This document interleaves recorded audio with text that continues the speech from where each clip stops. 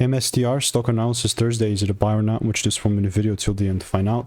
I'm the only guy on this page has done this over 42,000 videos over 5 years. I'm not even exaggerating because like it's literally true. If you can check out my YouTube channel, it's taken me 5 years and tens of thousands of dollars of my own money.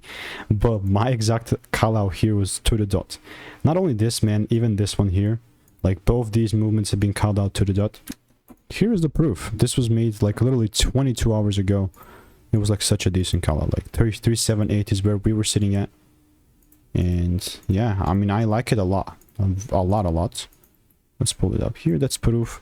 Still waiting. I would love to see delivery above 407 and then obviously breaking 430. If that's not the case, well, I guess so be it. You know, last thing that I would do is just immediately start buying, or, you know, in other words, forcing trades. So if you want to learn my exact play, my exact formula, click the first link in the description. You'll find a lot of that sauce here, risk free. And